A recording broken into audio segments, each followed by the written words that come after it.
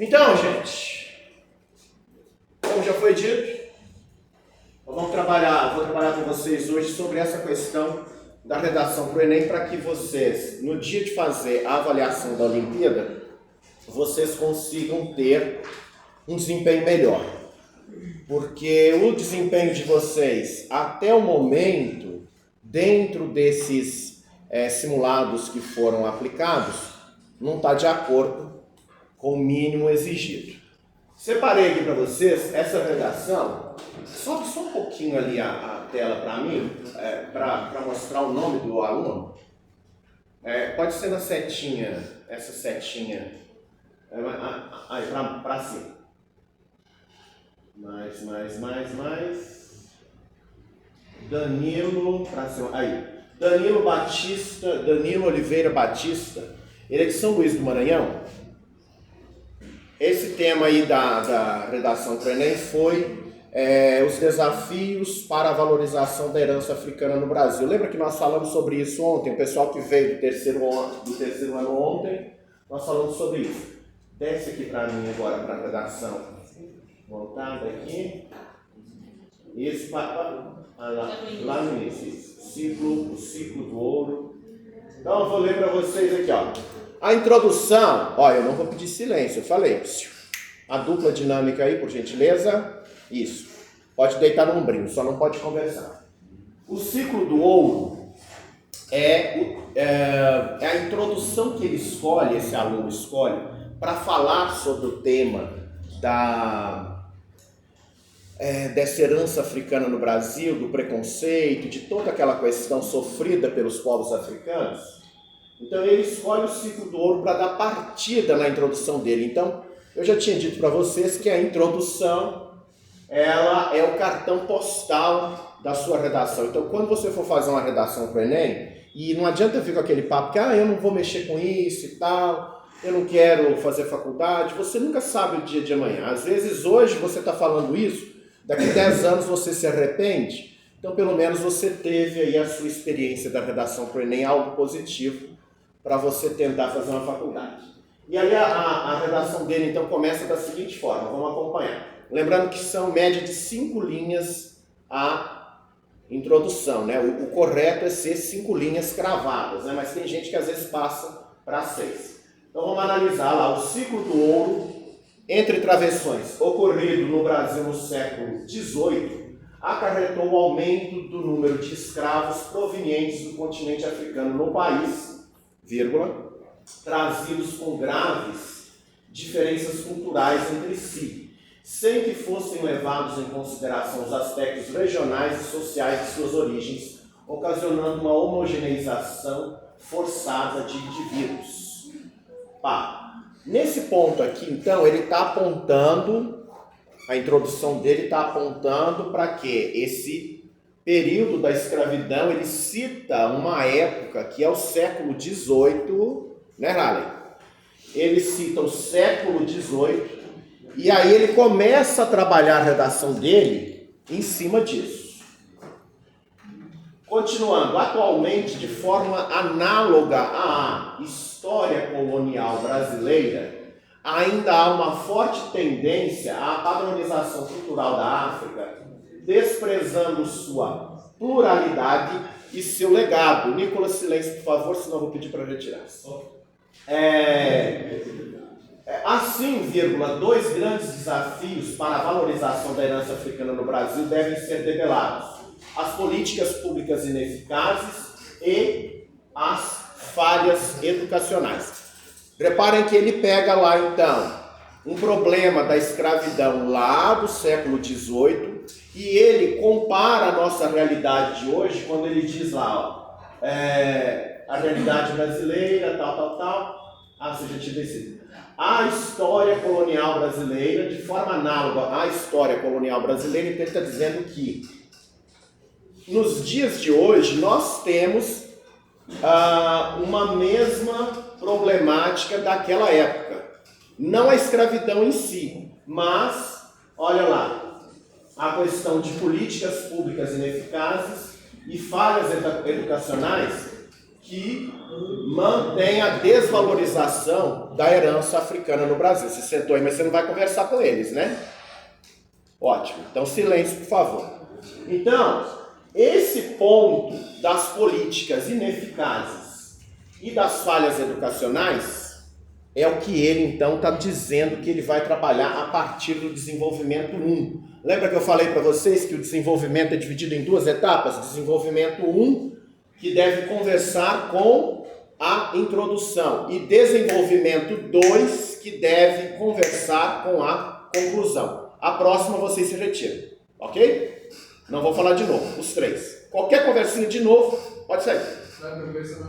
Ótimo, ótimo. Não virem para lugar nenhum. Concentrem-se aqui. Diante do cenário, olha lá, o desenvolvimento 1. Diante do cenário exposto, vírgula, as políticas públicas ineficazes. Então reparem que lá, ó, lá na introdução ele fala, lá no finalzinho da introdução dele, sobe mais um pouquinho, cara.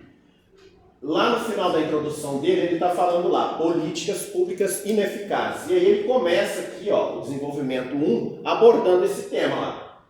As políticas públicas ineficazes possibilitam a desvalorização do legado africano no país. O que vem a ser isso?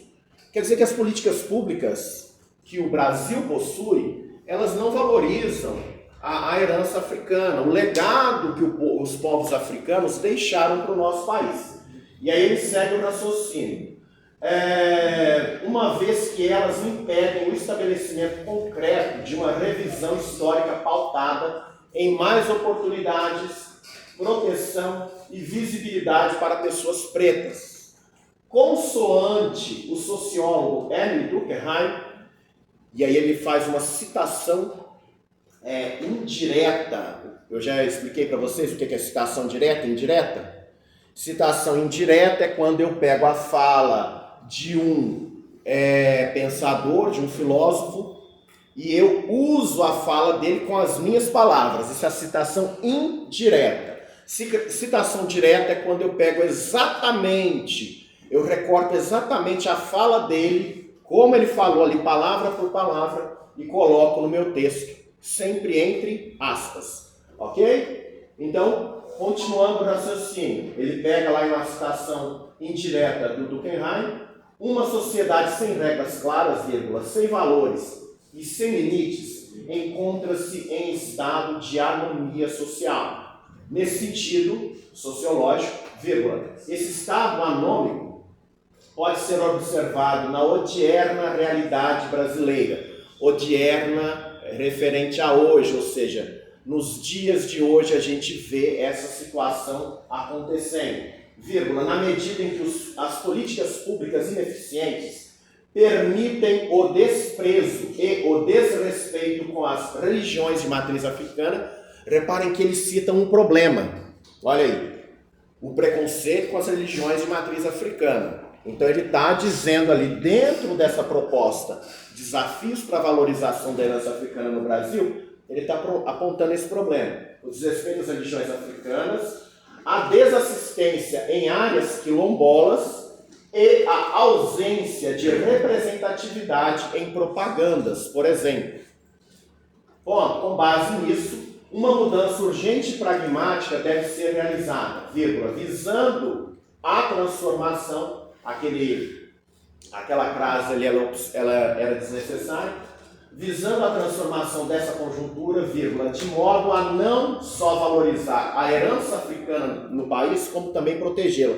Então aí ele levanta duas questões, a valorização e também a proteção dessa herança. Então acompanhando o raciocínio, pode subir, passar para o desenvolvimento 2, olha lá. Ademais, as falhas educacionais, reparem que primeiro ele falou da questão das políticas públicas ineficazes, no desenvolvimento 1. No desenvolvimento 2, ele vai falar do quê? Das falhas educacionais. Também constituem-se como importantes fatores que aprofundam o descaso com o legado africano no Brasil. Segundo o filósofo Immanuel Kant, e aí ele cita mais um conhecimento que ele demonstra ter, primeiro ele citou Durkheim, agora ele cita Immanuel Kant, e aí ele faz uma citação direta. Olha lá, está entre aspas, então é a fala exata do filósofo. O homem é aquilo que a educação faz dele. Ponto. Continua. Sob esse prisma filosófico, vírgula. Essas falhas educacionais solidificam mentalidades alienadas na população. Então aí ele está falando o quê? Ele vai começar a falar da questão do preconceito. Olha lá. Potencializando preconceitos e ratificando equívocos concernentes à cultura africana no país. Nesse viés, a própria formação do cidadão brasileiro, no que tange à África e sua herança, é maculada. Vejam que ele colocou lá entre travessões. Então, olha lá, nesse viés, vírgula, a formação do cidadão brasileiro, e aí ele põe entre travessões ali porque ele está especificando algo dentro do contexto, no que tange a África e sua herança. Então, a nossa formação enquanto cidadão, e dentro dessa ótica, o que a gente tem de referência dos povos africanos. Aí ele segue o raciocínio. É maculada, ou seja, é manchada pelo quê? Por noções desprovidas de veracidade e etnocêntricas, corroborando a desvalorização da pluralidade e das raízes africanas. Ele coloca entre aspas raízes, porque é uma expressão que ele quer usar pessoal dele.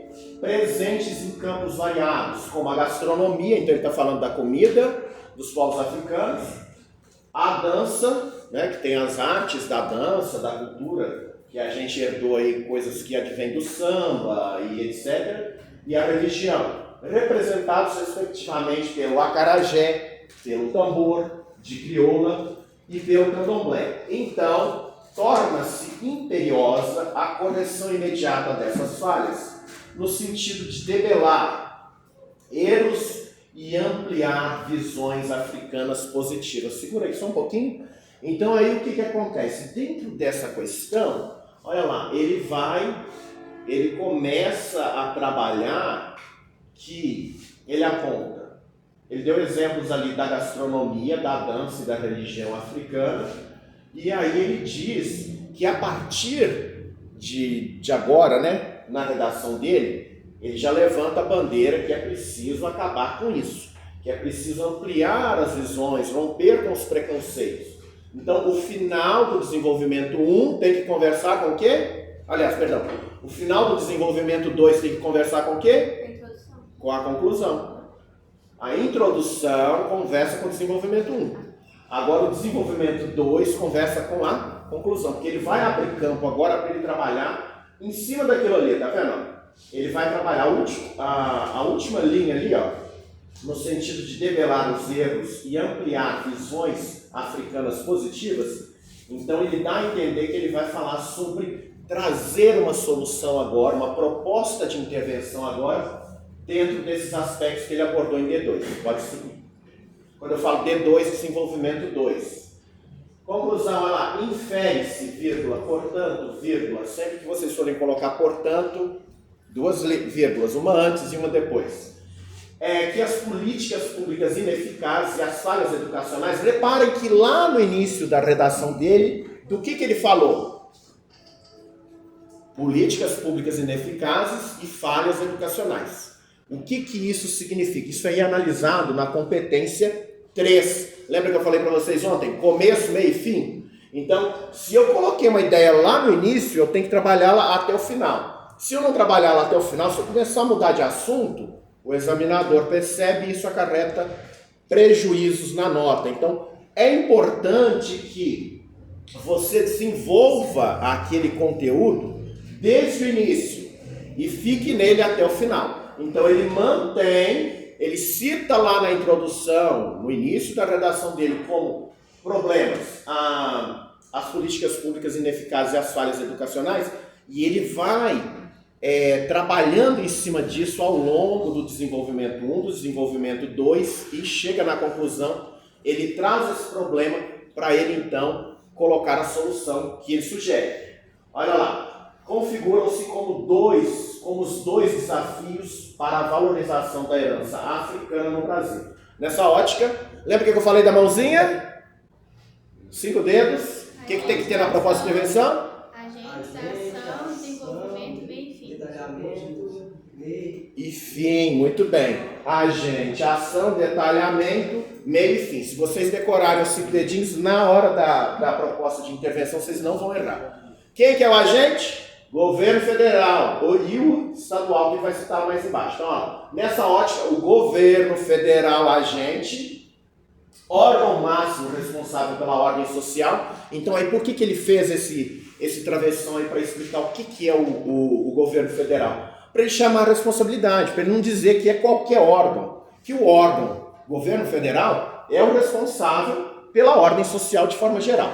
Então, ele, agente, órgão, governo federal, deve ampliar a ação, deve ampliar políticas públicas existentes, ou seja, o que já existe que deu certo, deve ser ampliado. Então a ação seria essa. Tornando-as mais eficazes por intermédio de uma aliança, uma parceria com os governos estadual e municipal, com a finalidade de aumentar a proteção, olha os fins, as oportunidades e a representatividade das pessoas pretas. O governo federal também deve corrigir as falhas educacionais por meio da mídia. Mídia é o quê? É o que nós temos aí de informação, de veículos de comunicação e de informação que a gente pode receber aí ao longo do dia todo. Inclusive as bobagens que vocês veem no Instagram e no TikTok. São meios de comunicação e de mídia. Grande divulgadora de informações. Reparem que ele especifica que as mídias são grandes divulgadoras de informações. Ele coloca essa informação entre o quê? Travessões. E da escola, a fim de mitigar equívocos, ocasionando a valorização do legado africano. Certo? Então vamos lá de novo. Ó, a gente, cadê? Governo federal. A ação, ampliar as políticas públicas, tornando-as mais eficazes. Vamos procurar os meios.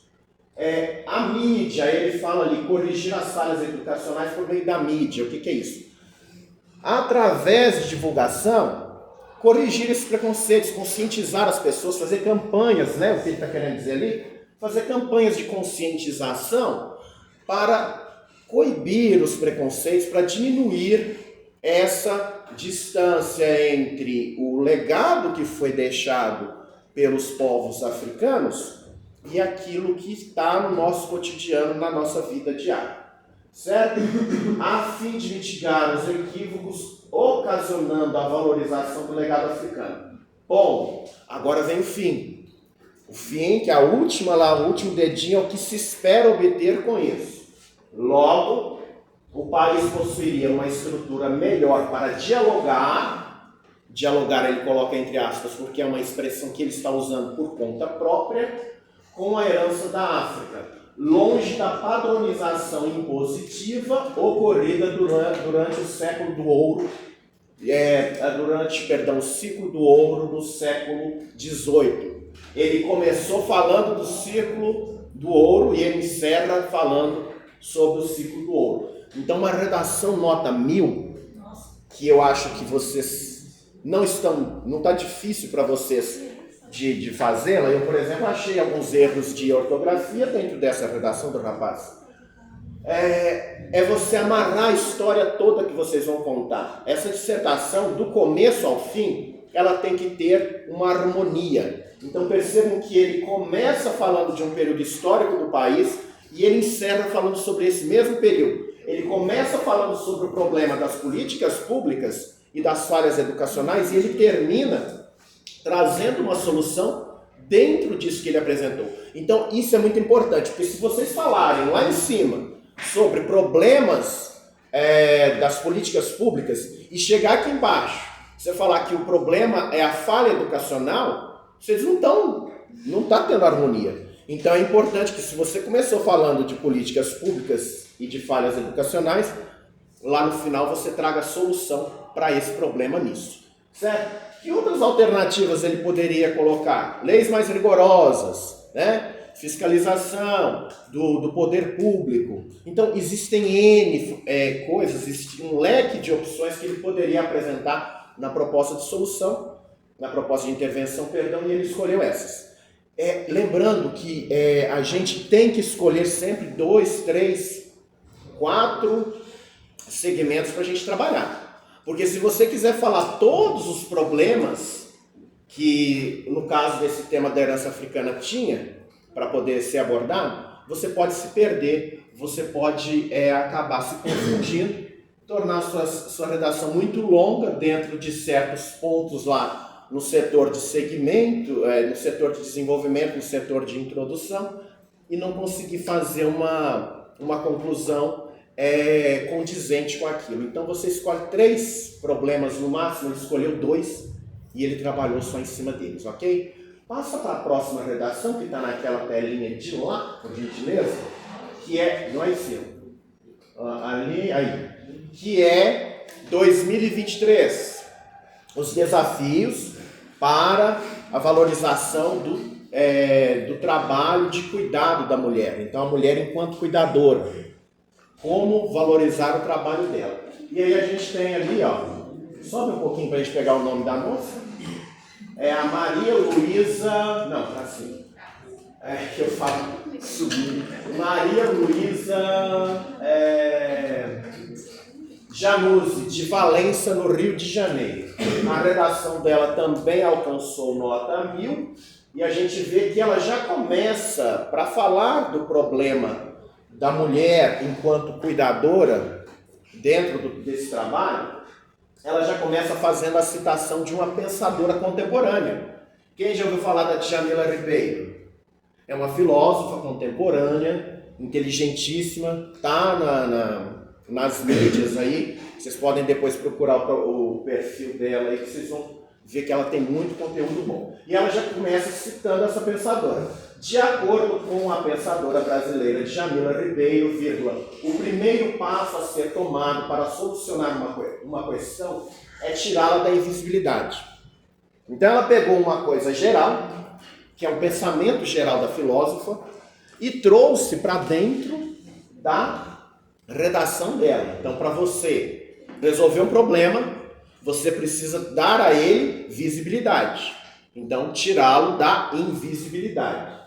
Porém, no contexto atual do Brasil, as mulheres enfrentam diversos desafios para que seu trabalho de cuidado seja reconhecido, gerando graves impactos em suas vidas, como a falta de destaque. Nesse sentido, a problemática ocorre em virtude da omissão governamental e da influência midiática. Olha o que ela vai trabalhar?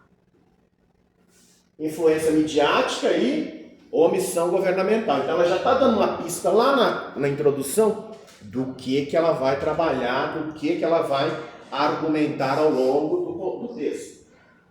Desenvolvimento 1. Dessa forma, em primeiro plano, é preciso atentar para o descaso estatal em relação aos obstáculos enfrentados diariamente por mulheres que trabalham como cuidadoras. Segundo John Locke, citação direta ou indireta? Oi? Direta, gente, olha lá, entre aspas. As leis fizeram-se para os homens e não para as leis. O que quer dizer isso? Que as leis são para os cidadãos, para aplicar em cima dos cidadãos e não para ficar de enfeite. Então, no entanto, a inércia governamental direcionada a tais, aquele A não é craseado, tá? Foi um pequeno equívoco dela. Direcionado a tais pessoas não cumpre com o previsto na Carta Magna. O que é Carta Magna, gente? Alguém sabe o que é? Constituição. Ela não quis usar a palavra Constituição, usou Carta Magna, que está certo também. Isto visto que a falta de investimento em políticas públicas causa dificuldades no âmbito profissional desse setor. Então perceba que ela está levantando ali causas e consequências desse problema, como a desvalorização salarial. Ponto. Isso contribui para que suas necessidades sejam cada vez mais negligenciadas. Apontou a causa, apontou a consequência. Vamos para o próximo, desenvolvimento 2. Além disso, Tá tudo conversando, não tá? Introdução conversou com o desenvolvimento 1, desenvolvimento 1 está deixando brecha para o desenvolvimento 2. Além disso, a influência dos meios digitais. Então, primeiro ela começou com as políticas públicas. No desenvolvimento 2 ela vai trabalhar o quê? A influência dos meios digitais é um fator agravante no que tange ao problema.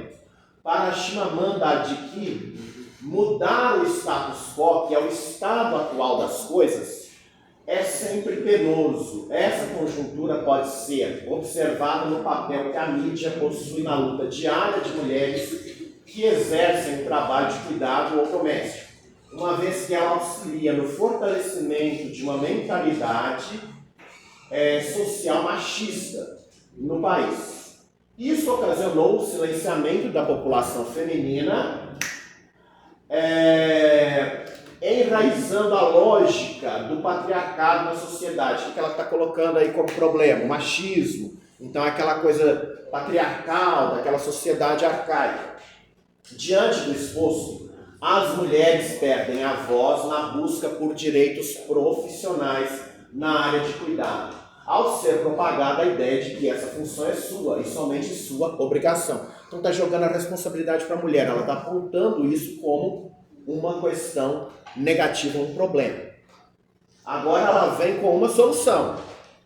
Portanto, é necessário que essa situação seja dissolvida, ou seja, esse problema seja solucionado. Para isso, o governo, vamos de novo, agente, governo, depois ação, responsável por garantir a condição da existência de todos, deve o quê? Ação, prover apoio psicológico e financeiro às mulheres cuidadoras, olha lá. Então, agente, ação, por meio de investimentos, olha o meio e detalhamento já está aqui, ó. Por meio de investimentos e pelo exercício das leis, com a finalidade de sanar a vulnerabilidade socioeconômica existente no cotidiano desses grupos. Paralelamente, os meios de comunicação precisam combater a lógica de inferioridade e a concepção machista agregadas a esse trabalho. Reparem que, então, ela fala da questão das políticas públicas e depois no outro ponto ela vai falar sobre essa questão das mídias. Agora, qual que é o fim? O último dedinho. O que se espera alcançar com isso? Assim, será possível solucionar essa questão, pois será retirada do cenário de invisibilidade, como propõe Djamila. Repararam? Perceberam? Djamila foi citada lá no início e ela colocou a Djamila no final. Então, o mesmo pensamento do início, ele é colocado no final. Então, perceberam como que essas redações estão bem amarradinhas, elas estão bem numa sequência bacana? É isso que vocês têm que procurar fazer, ou pelo menos parecido com isso, para que vocês tenham um bom resultado, tanto na Olimpíada de Redação, como também nos exames simulados do Enem daqui para frente, que eu vou estar, agora que eu assumi esse posto de trabalhar com vocês, que eu vou estar fiscalizando isso até o final do ano. E como eu disse, se vocês forem bem lá no Enem, quem for fazer o Enem, o professor de vocês era eu. Se vocês forem mal, eu nunca ouvi falar em vocês. No mais, era isso que eu tinha que falar hoje. Muito obrigado e até a próxima.